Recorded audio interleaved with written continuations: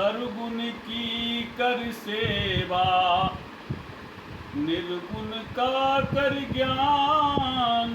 सर्वगुण निर्गुण ते परे, तहाँ हमारा ध्यान। सर्वगुण की कर सेवा, निर्गुण का कर ज्ञान। सर्वगुण निर्गुण ते परे, तहाँ हमारा ध्यान। सगुण की सेवा करो। सगुण कौन है? जो संत महापुरुष होते हैं उनकी सेवा करना। उनके पास हम जाते हैं, संतों का जब हमें सानिध्य प्राप्त होता है, तब हम वास्तव में उस सगुण साकार से मिलते हैं, जिसके द्वारा हमें ज्ञान मिलता है आत्मा का। इसलिए सगुण की कर सेवा, निर्गुण का कर ज्ञान। जो सगुण की सेवा करते हैं उनसे निर्गुण का ज्ञान मिलता है, और जब निर्गुण का ज्ञान मिलता है, सगुण निर्गुण से परे, तहाँ हमारा ध्यान।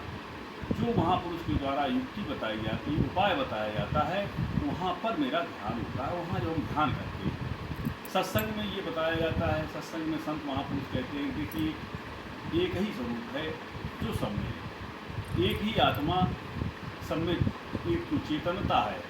संसार के जितने प्राणी हैं, जितने जीव जंतु पशु पक्षी यक्ष गंधर्व राक्षस, जितना संसार में जो भी प्राणी हैं, वो सब में एक चेतनता है।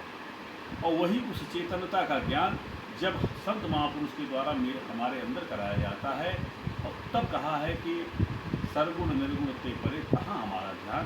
ध्यान हमें कहाँ करना है? जो हमें उपाय बताया गया उस सगुण के द्वारा, साकार के द्वारा जो उपाय बताया गया, उस उपाय से जब हम भजन करते हैं तो हम अपने निज घर की ओर चलते हैं। इसी ये बात कभी साफ थी, और इसी बात को साकार निराकार की बहुत बड़ी व्याख्याएं की जाती हैं। साकार, कोई कहता है हम साकार को मानते हैं, कोई कहता है हम निराकार को मानते हैं, लेकिन सही पूछी जाए तो इसके भेद को नहीं समझ पाते। इसी भेद को न समझ पाने के कारण तमाम तरह की भ्रांतियाँ हैं। जबकि वास्तविकता क्या है? वास्तविकता यही है कि जो शरीर में है, शरीर में रहते हुए जो अपने आत्मा को जान गया है, स्वरूप में स्थित महापुरुष होता है, वो वास्तव में साकार ही होता है। और उस साकार ब्रह्म से, उस मुक्त पुरुष से जब हमको ज्ञान मिलता है, काय का निराकार का ज्ञान कराया जाता है कि देखिए इस तरीक़ा से तुम इस शरीर में हो। और फिर सगुण निर्गुण से परे, कहाँ हमारा ध्यान। ध्यान कहाँ पर है? जो इन बातों इनसे हट करके जो ध्यान की विधि बताई जाती वो अलग है, वहाँ हमारा ध्यान है। ये है अद्वैत मत कि जहाँ पर है सत्ता एक ही है, एक स्वरूपा वेद निरूपा निजानंद निरुपाद रूपा। स्वरूप एक है, दूसरा है ही नहीं।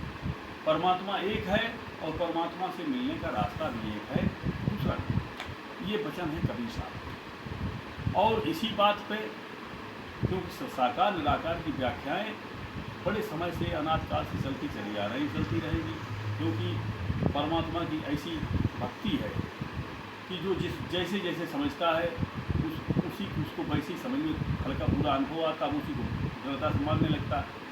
लेकिन इसको भगवान कृष्ण ने स्पष्ट कहा है गीता में कि हे अर्जुन, जो मुझे अविधपूर्वक भजते वो यत्न करते हुए भी मुझे प्राप्त नहीं होते, और जो विधपूर्वक भजते हैं वो शायद नहीं प्राप्त होते।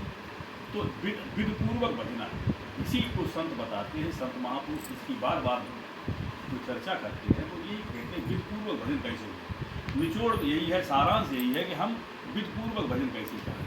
तो सगुण निर्गुण का जो बात चलती है, इनके भेद चलते हैं, ये भेद बराबर चलते हैं। इसी पर संत गोस्वामी तुलसीदास जी से ये व्याख्या आई, उनसे पूछा तो गोस्वामी जी कहते हैं कि अगुन सगुन ही नहीं कछु भेदा, अगुन सगुन ही नहीं कछु भेदा। गावही बुध पुराण बुध वेदा, अगुन सगुन ही नहीं कछु भेदा। गावही मुन पुराण बुध वेदा।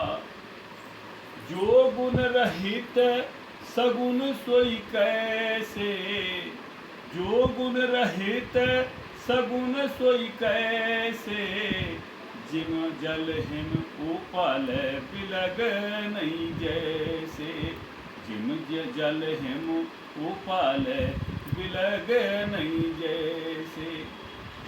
तो प्रेमी सज्जनों, एक ही तत्व जिसको गोस्वामी जी ने कहा सहज प्रकाश रूप भगवाना, ये तत्व एक है। इस तत्व को जानने के लिए ही भगवान कृष्ण गीता में कहते हैं, गीता अध्याय 4 के 34वें श्लोक में कहते हैं कि ज्ञानी साक्षात मेरा स्वरूप है। उस ज्ञानी पुरुष के पास जाकर के तत्व का ज्ञान प्राप्त करना चाहिए। तत्व कौन सा है? जो सहज प्रकाश रूप आत्मा। इस आत्मा का ज्ञान ज्ञानी पुरुष के पास जाकर के करना चाहिए। ज्ञानी साक्षात मेरा स्वरूप है। ज्ञानी पुरुष के पास जाके उनको दंड प्रणाम करके, उनको प्रसन्न चित्त करके उस ज्ञान को प्राप्त करना चाहिए कि जिस ज्ञान को प्राप्त कर लेने के बाद कुछ भी जानना शेष नहीं रहता। जो अपनी आत्मा को जान जाता है, वास्तव में वो परमात्मा को जान जाता है। सर्वव्यापी परमेश्वर की संपूर्ण सत्ता को जानता है, जिसको जानने के बाद कुछ जानना शेष नहीं रहता। इसी को भगवान कृष्ण ने कर्तव्य के बारे में कहा कि उसके लिए कर्तव्य क्या रहता है। गीता अध्याय 3 के 17वें श्लोक में कहते हैं, यस्यात्मरतिरेवशाद्यात्मतप्तश्च मानवा आत्मन्नेव संतुष्टे तस्य कार्य न विद्यते। कि जो आत्मा में ही प्रीत करने वाला, आत्मा में ही रमण करने वाला, आत्मा में ही निवास करने वाला, आत्मा में ही जो पूरी तरीके से आत्मा में ही संतुष्ट हो जाता है, तस्य कार्य न विद्यते, उसके लिए कोई कर्तव्य नहीं, जिसने अपनी आत्मा को जाना। तो सारांश है सनातन धर्म का सिद्धांत का, सनातन का सिद्धांत है कि अपनी आत्मा को जाने।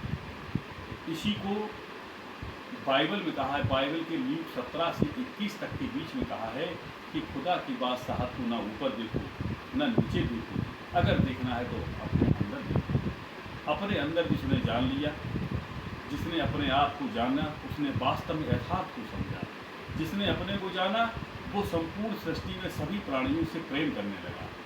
किसी के प्रति उसके पास वैर नहीं रह गया, ईर्षा नहीं रह गई, द्वेष नहीं रह गई। सब कुछ उसको दिखने लगा कि इस पूरे संपूर्ण चराचर में एक ही सत्ता है, एक ही सत्ता है। उसकी स्थितियाँ अलग अलग क्यों हैं?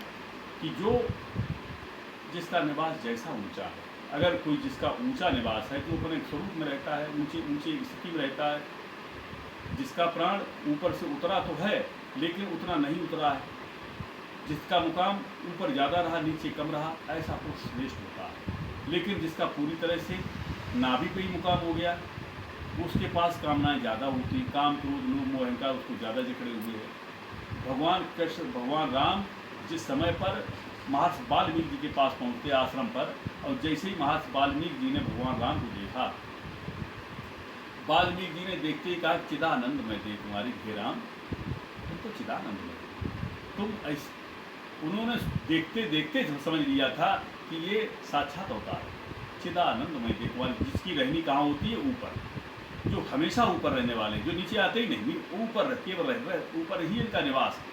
ऐसे महापुरुषों की, ऐसे महापुरुषों से संसार में हमेशा लाभ मिला है। ये पूर्ण पुरुष की बातें हैं, अवतारी पुरुष की बात है, महापुरुष की बात है, जो साक्षात ईश्वर के अवतार थे। लेकिन संत महापुरुष, हमारे जो संत महापुरुष हैं, उनकी भी रहनी यही है। सबके लिए रहनी एक ही बताई है कि हम अब इस शरीर में जो शक्ति है, जो बल है, जो ताकत है, जो ऊपर से फैला हुआ नीचे तक है, इस बल को हम ऊपर समेट के ले जाएं। कैसे समेट के ले जाएंगे? यही विधि संत महापुरुष के पास मिलती है। जो बल को समेटना जान जाता है, वास्तव में वो यथार्थ सत्य को जान जाता है। इसका प्रमाण दिया है भगवान कृष्ण गीता में कि गीता अध्याय 8 के 12वें श्लोक में कहते हैं कि प्राण को मस्तक में अच्छी प्रकार स्थिर स्थापन करके वे ज्ञानी जन शुद्ध सच्चिदानंद में प्रवेश करते हैं। ये प्रवेश का मार्ग है कि हम प्राण को मस्तक में अच्छी प्रकार स्थिर स्थापन करें। और अभी कहाँ स्थापित है? जो नहीं भजन करते, नहीं जानते, तो उनका कहाँ पहुँच जाता है? नाभि पर। नाभि पर ही उसका मुकाम बन जाता है।